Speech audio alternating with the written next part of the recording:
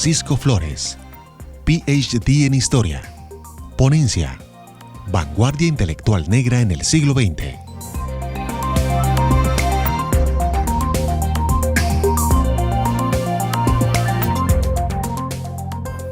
Hace 20 años llegué a la ciudad de Cartagena procedente del corregimiento de Gascajal en el sur de Bolívar a estudiar a la Universidad de Cartagena en el programa de Historia.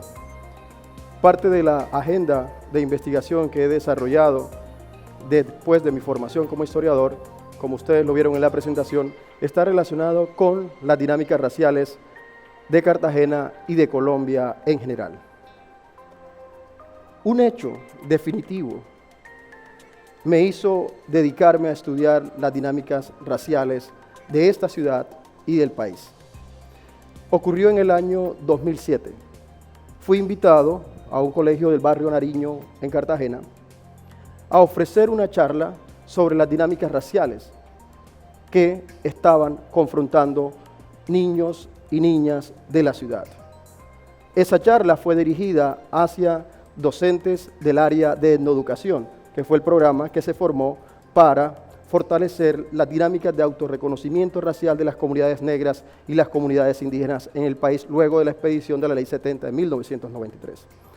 Efectivamente, fui a ese lugar, ofrecí la charla y al finalizarla, una docente se levantó y me hizo una pregunta. ¿Cómo podía ella, en el aula de clases, resolver un inconveniente que se le estaba presentando a la hora de querer representar la composición racial de la ciudad? Y ella hacía ese cuestionamiento a la luz de un problema que enfrentó en un aula de clase. Tratando de representar esa configuración racial de la ciudad, tomó al azar 4 niños. Al primer niño le dijo, tú vas a ser de blanco. Al segundo le dijo, tú vas a ser de mestizo. Al tercero le dijo, tú vas a ser de indígena. Y al cuarto niño le dijo, tú eres el negro. Comenta la profesora que tras decirle eso al niño, que va a representar de negro, comenzó a llorar, inconsolablemente. La profesora no supo qué hacer, no supo cómo manejar la situación y llevó al niño hacia psicoorientación, a la oficina de psicoorientación. La profesora se retiró, el niño habla con el psicoorientador y le manifiesta que ha llorado porque la profesora le dijo que él iba a ser negro y que en su casa, en su barrio, sus amigos le decían que los negros eran feos y que los negros eran flojos, que tenían el cabello malo y que tenían malos comportamientos. Cuando yo escuché eso, que traduje finalmente en un artículo, supe que en Cartagena y en el país en general había que reflexionar sobre, 1, la persistencia de los estigmas raciales. 2, cómo hacer para que un niño a temprana edad no vea lastimada su autoestima a partir de esos estigmas y de esos prejuicios raciales. Y 3, se hace necesario, pensaba yo en ese momento y sigo convencido de ello, que hay que crear referentes que les permitan a estas generaciones de niños negros y mulatos pensarse en función de una noción de igualdad, de que son iguales, de que no son esos estereotipos que se han construido históricamente en torno a la población negra y mulata. Precisamente, buscando esos referentes, en el día de hoy quiero compartir, pensando en esas generaciones de niños que están por venir, una charla sobre una generación que se conoce como la generación del centenario. Usualmente cuando hablamos de la generación del centenario pensamos en grandes intelectuales procedentes del mundo andino. Entonces se viene a la mente Laureano Gómez, intelectuales liberales como Luis López de Mesa o médicos reconocidos del momento como Miguel Jiménez López. Esa generación ha sido bastante estudiada. Yo no quiero hacer alusión a ella. Yo, en el día de hoy, quiero hacer énfasis en una generación de escritores negros y mulatos, procedentes en su mayoría de Cartagena y de algunas provincias del departamento de Bolívar, que en el periodo comprendido entre 1910 y 1950 se dieron a la tarea de pensar qué era la ciudadanía, qué era la igualdad, y que se dieron a la tarea precisamente de cuestionar parte de los estigmas raciales que existían en la ciudad y en el país para ese periodo. Entonces, me interesa responder y quiero compartir con ustedes, espero resolver 3 interrogantes básicos. 1, ¿quiénes integraban esta generación del centenario procedente del departamento de Bolívar? 2, ¿qué discursos utilizaron para enfrentar las barreras raciales que les estaban interponiendo algunos miembros de las élites locales, regionales y nacionales? Y finalmente, ¿qué impacto tuvieron los discursos, los debates y las acciones que adelantaron? Permítanme entonces mostrar parte de la configuración de esta generación del centenario. Y aquí es fundamental destacar el rol que la Universidad de Cartagena juega en el proceso de formación de esta generación del centenario. Cartagena y la costa caribe colombiana en general tienen una particularidad, y es que desde comienzos del siglo XIX contaron con una universidad que se llamó en su momento Universidad del Magdalena e Istmo, fundada en 1827 y que empezó a funcionar en 1828. Esa universidad se fundó con la idea de formar a las élites intelectuales y políticas. Efectivamente, a lo largo del siglo XIX vamos a empezar a notar un proceso de formación de profesionales, sobre todo en el área de la medicina y en el área del derecho.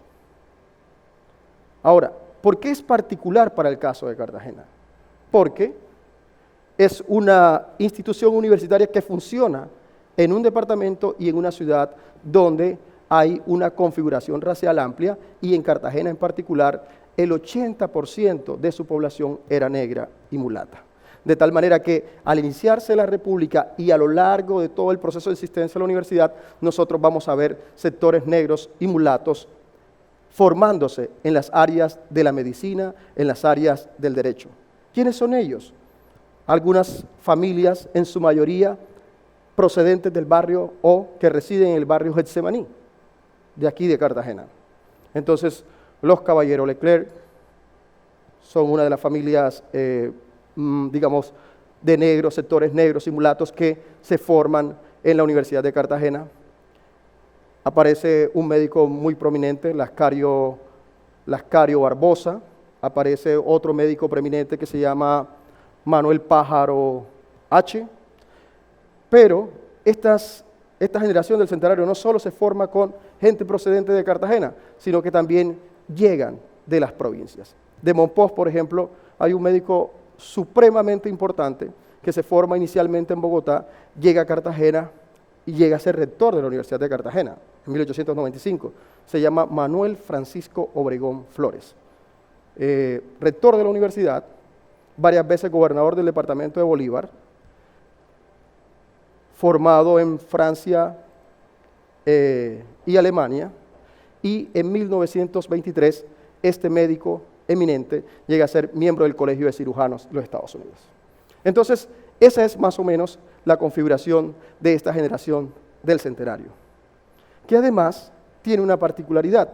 No solo se dedican a ejercer sus profesiones, sino que varios de ellos crean periódicos, opinan, están debatiendo intelectualmente.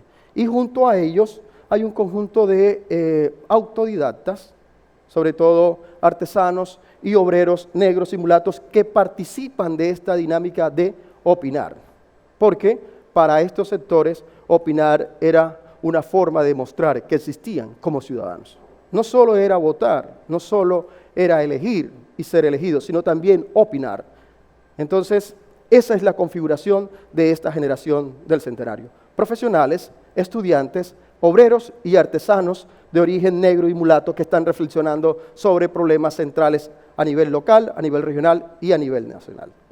De tal manera que los sectores negros y mulatos, al llegar el centenario de la independencia de Cartagena, que es en noviembre de 1911, digamos, si miramos en perspectiva, tenían algo que celebrar, tenían mucho que celebrar, porque se había logrado, en cierta forma, romper con las barreras de acceso barreras raciales, digo, para acceder a la universidad. Estaban accediendo a los cargos públicos, estaban opinando como ciudadanos, y eso era motivo de celebración en marco de la fiesta centenaria que vive Cartagena. Sin embargo, no todo era color de rosa para la gente negra y mulata de Cartagena. 1910, que es el marco del centenario ya general, nacional, coincide con el impacto en Colombia de unas ideas que conocemos como las ideas del racismo científico.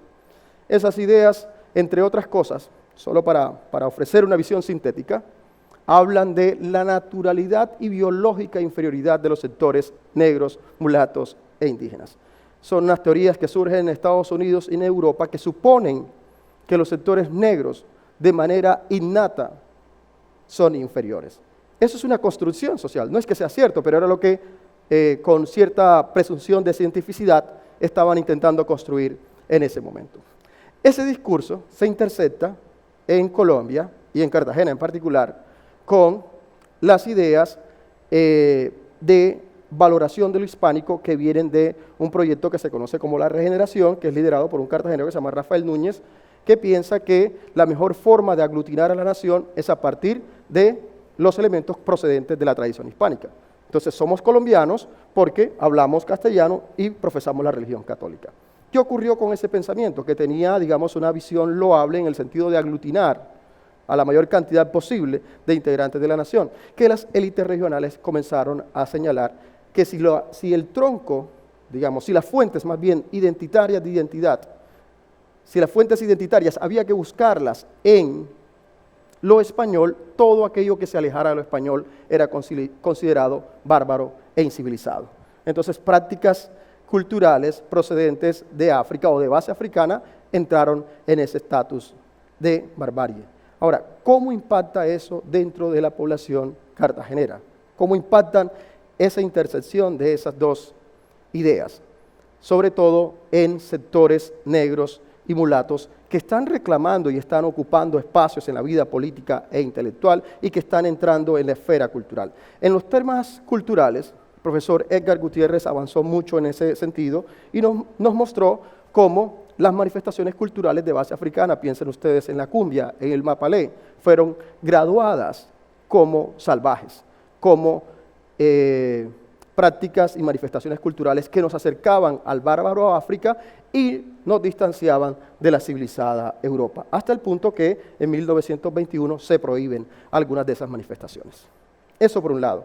Y por otro lado, comienzan a surgir ciertas ansiedades políticas e intelectuales de parte de las élites. Entonces, por ejemplo, Antonio María de Irizarry en 1915, rector del Colegio La Esperanza en su momento, va a señalar que si las élites siguen enviando a sus estudiantes al exterior, Cartagena terminará dominada por una vanguardia intelectual negra. Había una preocupación porque los sectores negros estaban ocupando los espacios académicos. Otros académicos y otros políticos, como Gabriel Porras Troconis, que es, si bien es cierto, no es una persona que pertenecía a los círculos de la élite de entrada, sino que es una persona que gracias a su formación profesional accede a los círculos de la élite, comienza a señalar que los hijos de los artesanos y los hijos de los campesinos negros y mulatos de la ciudad y del departamento de Bolívar están sufriendo de una especie de megalomanía, están sufriendo de una especie de delirio de grandeza, porque en vez de dedicarse a los oficios de sus padres, es decir, a ser agricultores, a ser artesanos, están inundando las aulas. Quieren ser médicos, quieren ser abogados. Ese es otro tipo de ansiedad que surge. Y la más clara, digamos, una que me sorprendió bastante, ocurrió precisamente en el seno de la Universidad de Cartagena. Algunos profesores o un profesor de la Facultad de Medicina, al ver cómo sus aulas estaban llenas de estudiantes negros, dice: bueno, ¿quién nos va a llevar el carbón a la casa si todos ustedes están estudiando medicina? Es decir, había la idea, la intención de crear una suerte de conciencia del lugar donde se suponía que había una élite que de manera natural debía ocupar unos espacios. Los espacios académicos, los espacios políticos, los espacios intelectuales deberían, decían ellos, estar reservados para las élites. Y los sectores negros y mulatos debían estar ocupando el lugar que históricamente, decían ellos, les correspondía en los oficios manuales o trabajando en el campo o trabajando como artesanos. ¿Cómo reaccionan miembros de esta generación del centenario, negros y mulatos, frente a este conjunto de ideas, frente a estas posiciones de las élites locales, que además son reforzadas por las élites nacionales? Y es algo sobre lo cual hay que insistir, porque no solo fueron las élites locales y regionales, sino que las élites nacionales también construyeron barreras. Un ejemplo que me permite ilustrar esto ocurrió en 1913, cuando un integrante de esta generación del centenario, Manuel Francisco Obregón Flores, es designado gobernador encargado del departamento de Bolívar. ¿Qué ocurre? Un joven conservador para entonces, Laureano Gómez, que después sería presidente de Colombia, manifiesta desde un órgano de opinión que se conoce como La Unidad, que Manuel Francisco Obregón, 1, por ser negro, 2, por ser liberal y 3, por ser masón, era un peligro para la sociedad y por tanto no podía estar dentro de ese cargo de representación tan importante como era la gobernación del departamento de Bolívar. De tal manera que élites locales, regionales y nacionales están reforzando esas jerarquías. ¿Cómo navegan ese orden? ¿Cómo logran romper o cómo logran negociar con ese orden? Es una pregunta que hay que resolver sin caer en la idealización del comportamiento de los sectores negros y mulatos, porque no nos ayuda a responder parte de la complejidad de este asunto. Lo primero que hay que decir es que para esa época no había aún el desarrollo de una suerte de orgullo racial que le permitiera a los sectores negros y mulatos identificarse como tales. Utilizan algunos de ellos, o por lo menos esa generación que adquiere visibilidad en la vida política e intelectual de Cartagena, eufemismos. Entonces, los de la piel negra, los de la piel bronceada, en vez de enfatizar su color negro, utilizan eufemismos que los alejan de ello. Piel bronceada, por ejemplo, es una categoría que van a utilizar. Lo mismo ocurre cuando hablan de las manifestaciones culturales procedentes de África. Tratan de distanciarse de África. No están en ese momento, estoy hablando 1910, 1930, identificándose con África. Están alejándose con África y eso hay que señalarlo para poder entender cuál es el discurso que utilizan. Entonces, en vez de reforzar un orgullo racial en ese periodo, lo que hacen es mirar hacia un lenguaje que les garantiza la igualdad. Y el lenguaje viene siendo el que han reclamado desde comienzos del siglo XIX, que es el lenguaje de la ciudadanía. Van a decir, nosotros somos iguales a ustedes, nosotros somos ciudadanos colombianos. Y como ciudadanos colombianos tenemos derecho a la igualdad. Además, esa ciudadanía la ayudamos a construir nosotros. Dicen, nosotros participamos, o las generaciones que nos precedieron participaron en la consecución de la independencia. Y por tanto podemos y debemos ingresar a la Universidad de Cartagena. Y por tanto podemos estar en los espacios académicos y políticos. Porque fuimos partícipes de las guerras por la independencia, o nuestras generaciones anteriores pertenecieron y lucharon por la independencia. El ejemplo de eso que mejor ilustra esto se puede mostrar a partir de un discurso que pronunció Manuel Francisco Obregón Flores precisamente para responderle a Laureano Gómez. Y en ese discurso, Manuel Francisco Obregón les dice, un momento, recuerden, no olviden que fue la muchedumbre procedente de Getsemaní la que obligó a la Junta de Gobierno a declarar de manera absoluta y rotunda la independencia de Cartagena. Era una forma de decirle a Laureano Gómez, nosotros construimos la República, nosotros participamos de este proceso y por tanto podemos gozar de los derechos que la ciudadanía nos brinda. Entonces, el discurso de la ciudadanía es el que logran utilizar entre 1910 y 1930 para navegar ese orden. Posteriormente, en 1930, en la década del 30, irrumpe un nuevo discurso, que es abanderado precisamente por un cartagenero que en 1930 viaja a Bogotá, se llama Jorge Hartel, su verdadero nombre es Agapito de Arco, pero firma toda su trayectoria, digamos, como poeta, con el nombre de Jorge Hartel. Y Jorge Hartel tiene un impacto significativo, porque Jorge Hartel, a partir de lecturas que está haciendo de intelectuales procedentes de los Estados Unidos, intelectuales afroamericanos y de escritores cubanos, sobre todo Nicolás Guillén, desarrolla un orgullo racial y comienza a señalar, ok, yo soy colombiano, pero también soy negro. Entonces, él comienza a exaltar las tradiciones y las manifestaciones culturales de base africana. Dedica poemas a la cumbia. Por ejemplo, un poema que él publica en la revista, en el Dominical del Tiempo, habla de la cumbia como cumbia, danza negra, danza de mi tierra. Y ahí exalta ya lo negro. Luego tiene un poema con el que abre su obra Cumbre de Tambores en la Noche, que se llama Negro Soy, y en el cual él dice, negro soy desde hace muchos siglos. Entonces, allí está condensada parte del pensamiento que va a transformar buena parte de la realidad racial, no solo de Cartagena, sino de Colombia, porque Hartel tiene la posibilidad de interactuar con distintos círculos intelectuales, obreros, académicos, y es allí donde comienza a cambiarse la visión, los imaginarios que persisten sobre las tradiciones culturales de base africana.